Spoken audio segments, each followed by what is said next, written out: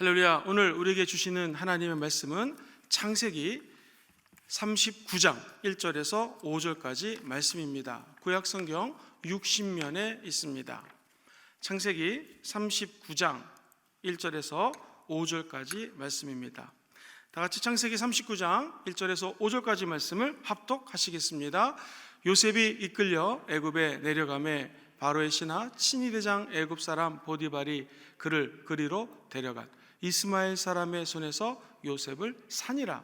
야훼께서 요셉과 함께 하심으로 그가 형통한 자가 되어 그의 주인 애굽 사람의 집에 있으니 그의 주인이 야훼께서 그와 함께 하심을 보며 또 야훼께서 그의 범사에 형통하게 하심을 보았더라. 요셉이 그의 주인에게 은혜를 입어 섬김에 그가 요셉을 가정 총무로 삼고 자기의 소유를 다 그의 손에 위탁하니 그가 요셉에게 자기의 집과 그의 모든 소유물을 주관하게 한 때부터 야훼께서 요셉을 위하여 그 애굽 사람의 집에 복을 내리심으로 야훼의 복이 그의 집과 밭에 있는 모든 소유에 미친지라. 아멘. 오늘 저는 창세기 39장 말씀을 중심으로 형통하십니까? 라는 제목으로 하나님 말씀 나누기 원합니다. 같이 한번 해보실까요? 형통하십니까? 여러분 지금 형통한 삶을 살고 계십니까? 아멘. 역시 우리 순복음 금종교회는 다 긍정적이고 절대 감사하시기 때문에 형통하다고 말씀을 하셨습니다. 사실 다 형통합니다. 세상의 가치 기준과 크리스찬의 가치 기준의 다른 점은 바로 이것입니다. 형통은 무엇인가? 하나님이 함께 하시면 형통합니다.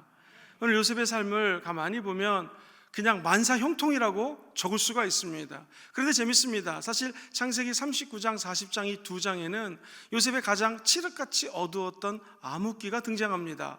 세상에 17살짜리 소년이 형들에게 팔려서 이 노예로 팔려갑니다.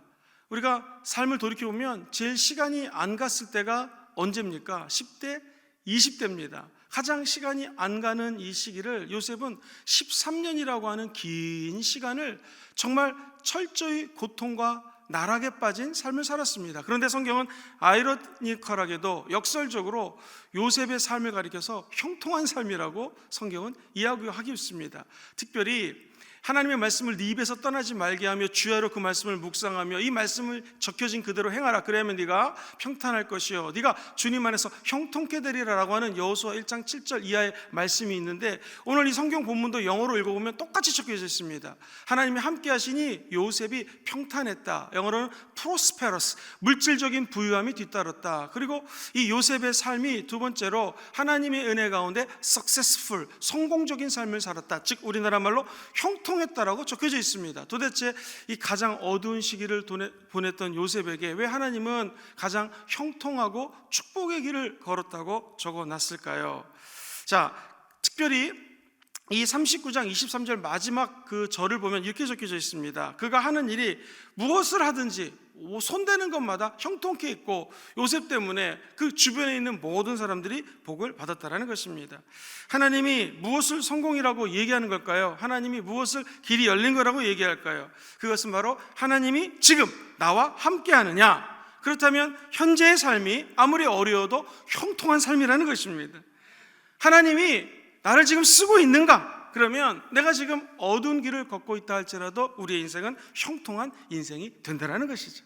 그러므로 지금 처해 있는 상황, 나의 경제적인 어떤 환경들, 내가 지금 처해 있는 어려움들, 이것이 중요한 것이 아니라 핵심 포인트는 하나님이 나와 함께 하느냐는 것입니다. 아니, 내가 하나님과 함께 걷느냐는 것입니다. 그럼 우리 인생은 요셉처럼 형통하게 된다는 것이죠. 우리의 소망은 결국 하나님과 동행하는 데 있습니다. 두 가지를 말씀드립니다. 오늘 본문의 형통은 무엇인가? 형통은 하나님과 함께하는 것입니다. 1절 말씀을 같이 한번 읽어보겠습니다. 시작. 요셉이 이끌려 애굽에 내려가매 바로의 신하 친위대장 애굽 사람 보디발이 그를 그리로 데려가 이스마엘 사람의 손에서 요셉을 산이라. 지금 요셉은 자유가 없습니다. 이집트로 끌려갔습니다. 노예입니다. 뭐 할 수 있는 게 없습니다. 그런데 성경은 그의 인생을 형통하게 했다고 얘기합니다. 우리도 갑자기 인생이 무너질 때가 있습니다. 코로나라고 하는 위기 앞에 한국 전체 사회가 어려움에 처한 것을 보게 됩니다. 우리만 그런 것이 아니라 전 세계가 팬데믹 상황 가운데 빠져 있습니다. 자, 요셉은 지금 죄짓지 않았습니다. 그리고 노예로 팔려갔지만 끝까지 하나님이 나와 함께한다는 생각을 가졌습니다. 그리고 하나님 주신 꿈대로 인생을 살아갔는데 지금 어려운 상황에 빠지게 됩니다. 그러나 기억하십시오. 이런 어려운 상황 가운데 하나님의 도움의 손길이 기다리고 있습니다. 2절에 보면 바로 이렇게 성경은 이야기를 하고 있어요. 같이 읽어봅니다. 시작. 야훼께서 요셉과 함께 하심으로 그가 형통한 자가 되어 그의 주인 애굽 사람의 집에 있으니. 자, 요셉의 앞길이 잘 열렸다, 형통했다. 이건 결과입니다. 원인은 무엇입니까? 그 원인은 하나님이 요셉과 함께 했다는 것이죠. 어려운 상황 속에 앞이 안 보이는 껌껌한 환경에 처했다 할지라도 하나님이 함께 하시면 길이 열리고 하나님 안에서 형통한 인생을 살아갈 수 있습니다. 내가 내 자신을 스스로 평가할 수 있는 아주 좋은 방법이 있습니까? 형통하십니까? 그랬을 때 아멘이라고 그랬거든요. 그 형통은 내가 지금 현재 하나님과 가까운가, 이것을 생각하면 됩니다. 찬양을 드릴 때 기쁨이 있고 지금까지 지내온 것 주의 크신 은혜라 형통하게 하십니다. 할렐루야. 그럼 내가 지금 하나님과 가깝기 때문에 형통한 인생을 살고 있습니다. 하나님의 말씀을 듣는데 말씀이 너무나 듣기 좋다, 할렐루야, 아멘. 이러면 형통한 인생을 사는 것이죠. 어제는 기도를 내가 10분밖에 못했는데 오늘 웬 은혜로 12분을 했습니다. 할렐루야. 2분이나 기도를 더 했습니다. 그럼 내가 하나님과 가까운 것이죠. 형통한 인생을 살아가고 있는 것입니다. 특별히 복이 있는 사람은 하나님의 말씀과 가까이 지냅니다. 하나님이 우리와 함께 하신다. 이것을 신약의 개념으로는 임마누엘이라고 하십니다. 우리와 함께 하시는 예수님이 저와 여러분들을 전국적으로 형통케 하실 것입니다. 왜 그럴까요? 3절에 보면 그 이유가 이렇게 적혀져 있어요. 같이 읽어봅니다. 시작. 그의 주인이 야훼께서 그와 함께 하심을 보며 또 야훼께서 그의 범사에 형통하게 하심을 보았더라. 자, 보디발이라고 하는 사람의 눈에 요셉의 삶이 딱 투영이 됩니다. 눈에 확 들어옵니다. 주인의 눈에 띄었다라는 것이죠. 뭐가 띄었습니까? 요셉이 하는 일을 가만히 살펴보니까 뭔가 특이한 사실이 있어요. 그것은 주인 보디발의 눈에는 두 가지, 주님이 이 아이와 함께 하는구나 라는 게 딱 생각이 났고요, 특별히 요셉이 하는 일을 하나님이 돌보신다라는 확신을 갖게 되었습니다. 그러자 노예로 일하는 요셉이 승승장구하게 됩니다. 요즘 표현으로 하면 승진의 승진을 거듭하는 것이죠. 자, 아마도 요셉이 처음부터 가가지고 높은 위치에서 일했을까요? 아닙니다. 처음엔 쓰레기 버리고 걸레 같은 거 빨고 청소하고 이런 아주 낮은 일을 했을 것입니다. 그런데 그가 하는 일들을 처음부터 주인 귀에 쏙 들어오지는 않았을 것입니다. 보고가 올라갔겠죠. 그 외에 있는 사람이 제일 잘합니다. 또 그 외에 있는 사람이 저 사람 일 잘합니다. 또 그 외에 있는 사람이 저분은 정말 뭔가 되는 것마다 형통합니다. 저분이 일하면 뭔가 틀립니다 라는 얘기가 쭉 올라가다 보니 어느덧 주인 귀에 들어왔던 것이죠. 그래서 저 히브리 노예는 뭘 맡기든지 모든 게 다 형통하더라라는 것입니다. 자, 이것이 바로 성경의 원리입니다. 누가복음 16장에 가면 그 성경적인 원리를 이렇게 얘기합니다. 작은 일에 지극히 충성된 자는 큰 것에도 충성되고 지극히 작은 것에 불의한 자는 큰 것에도 불의하느니라. 때로는 우리에게 맡겨진 일이 너무나 작은 것처럼 느껴질 때가 있습니다. 도대체 이거 해서 언제 내가 승진을 하고 언제 물질적인 축복을 받고 형통한 인생을 살아간단 말인가? 이거 말고 다른 편법이 없을까? 또 다른 빨리 가는 지름길이 없을까? 라는 생각을 인간은 다 머리가 있기 때문에 할 수가 있습니다. 그런데 성경은 이야기합니다. 작은 일에 충성하는 삶. 여러분, 어떻게 하면 작은 일에 충성할 수 있습니까? 정답, 매일매일 하나님의 도우심을 받아야 됩니다.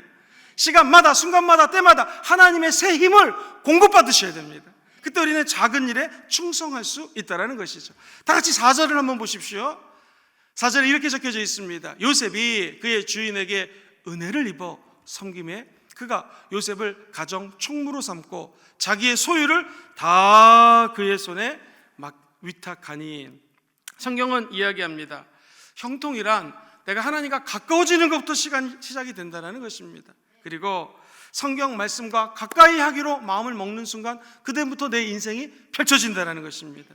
사랑하는 성도님들, 우리 앞길은 어떻게 열릴까요? 작은 일에 충성할 때 앞길이 열립니다. 우리에게 맡겨진 일들 하나님 앞에서 도우심을 받으시고 비록 작은 일이지만 성령님과 동행하는 귀한 한날이 되시기를 주의 이름으로 축원드립니다. 두 번째로, 이 형통이라는 것이 참 재밌어요. 이 형통은 번져 나갑니다. 이 나쁜 전염병도 옆 사람들에게 번져 나가는 것처럼 형통이라고 하는 삶도 가만히 지켜보면 옆으로 번져 나간다는 것이죠. 사랑하는 성도님들, 우리 크리스찬들의 성공의 개념은 무엇입니까? 크리스찬 성공의 개념은 나만 잘 되고 우리 가정만 잘 되는 것이 아니라 이 성공이 상대방을 성공시켜주는 것이 진짜 성공입니다. 만약 김영근 목사를 통하여 인생을 성공하고 축복받고 형통한 사람이 100명이 나왔다면 진짜 제 인생은 형통한 것이죠. 1000명이 나오고 10,000명이 나왔다, 이거는 정말 하나님께 칭찬받고 제 인생이 하나님 앞에 성공적인 인생을 살았다고 평가를 받는 것입니다. 저는 여기 계신 우리 모든 성도님들이, 우리 순복음 금종교회 모든 성도님들이 우리만 성공하는 것이 아니라 우리 때문에 많은 사람들이 성공되는 기적이 일어나기를 주의 이름으로 축원드립니다. 한 목사님이 어떤 성도님을 위해서 기도하다가 이런 생각이 들었답니다. 저분이 약사 출신이신데 지금 사업이 어려운데 저분이 이 피부병이라든가 이런 연고를 좀 만들어서 팔면 잘 팔릴 것 같다라는 생각이 들어서 느닷없이 전화를 합니다. 당시 집사님이셨는데 집사님이 약대 나오셨죠. 그럼 이렇게 피부 같은 거 만들고 좀 치유될 수 있는 이런 좀 화장품을 만들면 어떻겠습니까? 이 전화를 받고 약대 출신의 이 집사님이 기도를 하다가 만든 회사가 바로 한독 화장품이라고 하는 회사입니다. 아시죠? 좋은 재료를 써서 여성분들에게 많은 인기를 끌고 있는 그런 화장품 회사입니다. 그렇습니다. 우리가 다른 사람을 성공시킬 수 있다는 것, 한독 화장품을 통하여 수많은 선교사님들과 목회자들이 도움을 받고 있습니다. 진짜 축복은 나를 통하여 다른 사람들이 성공할 수 있고 형통할 수 있다면 하나님의 은혜요 축복인 줄 믿습니다. 과연 그런지 성경에서 한번 답을 찾아보시죠. 5절 말씀을 같이 한번 큰 소리로 읽어보겠습니다. 시작. 그가 요셉에게 자기의 집과 그의 모든 소유물을 주관하게 한 때부터 야훼께서 요셉을 위하여 그 애굽 사람의 집에 무엇을 내려요? 복을 내리신다는 거예요. 언제부터 그럴까요? 야훼께서 내 모든 소유를 이제 네가 관리해라 한 순간부터 그 집에 축복이 임했다라는 것입니다. 요셉이라고 하는 형통한 사람 때문에 그 집에 있는 모든 사람들이 축복을 받는데 밭도 축복받고 소유물도 축복받고 거기에 있는 전체 모든 구성원 한 사람 한 사람들이 축복을 받았다라는 것입니다. 성경의 성공은 나로 인하여 상대방이 잘 되는 것을 목표로 합니다. 그것을 경영학에서는 윈윈이라고 표현을 하기도 합니다. 이 6가지가 있는데요. 첫 번째, 나는 잘 되고 나는 승승장구하고 너는 잘 못 돼야 돼 라는 것이 있습니다. 윈 루즈죠. 남은 잘 되면 된다, 너는 잘 되든 상관이 없다. 이건 아주 나쁜 생각입니다. 두 번째, 우리나라 옛날 믿지 않았던 분들이 너 죽고 나 죽자 그런 말이 있습니다. 나도 망하고 너도 망하다, 뭐 이런 것이죠. 그리고 어떤 경우에는 나는 망할 테니까 너는 흥해. 이것도 그렇게 성경적이지 않습니다. 성경적인 것은 무엇인가? 나도 잘 되고 너도 잘 되는 것입니다. 내가 잘 되면 주변 사람들도 잘 되는 것이죠. 거꾸로 내 주변에 있는 사람이 잘 되면 나도 잘 될 수밖에 없다는 것입니다. 정직하고 공정하고 신뢰가 있고 이 주변에 있는 사람들에게 성실하게 대하는 요셉, 하나님은 그 요셉의 일거수일투족을 보셨고 결국 하나님의 은혜 가운데 주변의 모든 사람들이 복을 받게 되었다라는 것입니다. 자, 우리가 하나님과 함께하는 것을 보면은요, 다른 사람도 부러워합니다. 이 요셉이야말로 그야말로 선교적인 삶을 살았던 것이죠. 야, 저 사람은 이렇게 형통할까? 나도 저 사람 옆에 붙어 있어야겠다 했을 때에 모든 주변들이 축복을 받는 인생의 길이 열리게 된다라는 것입니다. 저는 이런 생각을 해봤습니다. 이 요셉의 인생에서 오늘 39장과 40장이 만약 없다고 가정을 해봤습니다. 요셉이 채색 옷을 입고 공부를 잘했습니다. 국가 유학생이 돼가지고 국비로 유학을 갑니다. 당시 세계 최대 강국은 애굽이니까 애굽 가가지고 공부를 하는데 너무 공부를 잘했습니다. 수석을 하고 1등으로 졸업합니다. 거기서 또 시험을 봤는데 과거 시험에 합격을 합니다. 할렐루야! 그래가지고 총리가 됩니다. 과연 이렇게 인생을 살았다면 오늘 성경은 과연 그의 인생을 형통하다고 평가했을까? 요셉의 인생을 돌이켜보면 이 13년이라고 하는 시간, 더군다나 2년이라고 하는 시간은 억울한 누명을 뒤집어쓰고 잘못한 것도 없는데 감옥에 들어가가지고 그냥 억울한 시간을 보냅니다. 그런데 나중에 성경을 기록한 하나님의 사람은 요셉의 인생을 가리켜서 형통했다고 이야기를 합니다. 우리 인생에 적용한다면 내 인생에 감옥에 갇힌 것 같고 앞뒤를 살펴봐도 좌우를 살펴봐도 뚫린 것이 없을 것 같다라고 불안감 가운데 인생을 한탄할 때가 있습니다. 그러나 그 시간이 있어야지 진짜 형통의 기쁨을 맛보게 된다는 것이죠. 그 어려움과 처절한 눈물 앞에 서 있는 사람들만이 나중에 하나님이 진짜 형통하게 했을 때는요, 교만해지지 않는다는 것입니다. 왜 그럴까요? 지금 나의 형통은 내가 한 것이 아니요 주님의 은혜입니다. 그 사실을 깨닫기 때문에 그렇습니다. 그러므로 요셉의 가장 비극적인 인생을 성경 기자는 형통이라고 표현했듯이 오늘 우리 한국 사회, 특별히 우리 대한민국의 교회는 코로나19 때문에 가장 어려운 시기를 지나가고 있습니다. 그러나 저와 사랑하는 성도님들이 하나님과 함께 하십시오. 그럼 이 축복은 옆으로 번져나가게 될 것입니다. 결국에는 창세기 39장은 21절 이하에 이렇게 표현을 합니다. 같이 한번 읽어보겠습니다. 시작. 야훼께서 요셉과 함께 하시고 그에게 인자를 더하사 간수장에게 은혜를 받게 하시매. 지금 감옥에 들어간 상황입니다. 22절 시작. 간수장이 옥중 죄수를 다 요셉의 손에 맡김으로 그 재반 사물을 요셉이 처리하고 간수장은 그의 손에 맡긴 것을 무엇이든지 살펴보지 아니하였으니 이는 야훼께서 요셉과 함께 하심이라. 야훼께서 그를 범사에 형통하게 하셨더라. 할렐루야. 오늘 이 은혜가 함께 하시기를 주의 이름으로 축원드립니다. 우리 교회 근처에도 도미노 피자라고 하는 피자집이 있습니다. 톰 모노겐이라고 하는 분이 이 피자 회사를 만들었습니다.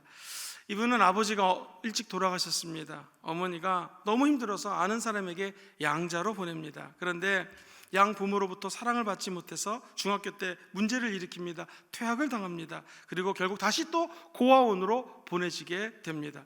고아원에서 자란 이 소년, 어렵게 모은 돈으로 동생과 함께 피자 가게를 열었습니다. 대출을 받았습니다. 매장을 3개나 오픈했습니다. 그런데 한 매장이 완전히 불에 타버립니다. 모든 자재들이 다 잿더미로 변해버렸습니다. 은행 빚을 갚아야 되는데 이거 참 어렵습니다. 진퇴양난입니다.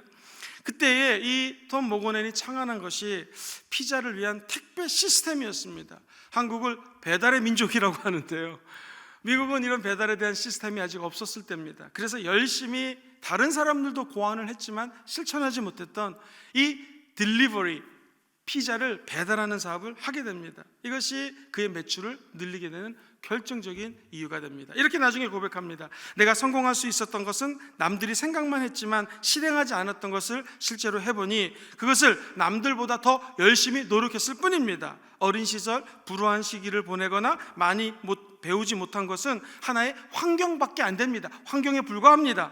성공하겠다는 굳은 결의로 남보다 더 열심히 노력한다면 누구나 자기 분야에서 정상에 오를 수가 있습니다 라는 것이 이분의 대답입니다. 여러분, 사업하시는 분들도 이처럼 자기가 생각하고 고안한 것을 최고로 노력했을 때 하나님께서는 위대한 일들을 창출하게 도와준다는 것이죠. 우리 믿음의 사람은 어떨까요? 여기에 한 가지가 더해져야 됩니다. 그것은 하나님이 우리와 함께 할 때 형통케 된다는 것입니다.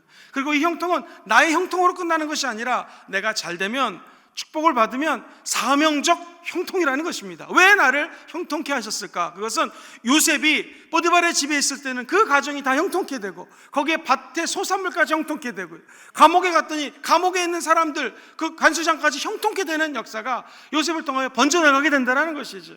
우리 인생도 이렇게 우리가 받은 축복과 형통함이 옆으로 거룩하게 번져나가는 축복과 기쁨이 오늘 하루 있게 되기를 주의 이름으로 축원드립니다. 결론입니다. 형통은 하나님과 함께하는 것입니다. 할렐루야. 그리고 이 형통은 번져나가게 되어 있습니다. 오늘 하루 우리의 소망이 무엇이겠습니까? 하나님, 오늘 하루 나를 형통케 하여 주시옵소서. 이렇게 기도하는 거 좋죠. 그러나 그 전에 먼저 기도할 것이 있습니다. 오늘 하루 하나님이 나와 동행하게 도와주시옵소서. 내가 오늘 좋은 일을 경험하게 될지어다. 그러면 이것 때문에 내 주변에 있는 사람들도 하나님 은혜 때문에 함께 형통케 되는 기적이 있게 도와 주시옵소서. 이런 축복을 받는 귀한 하루가 되시기를 주의 이름으로 축원드립니다.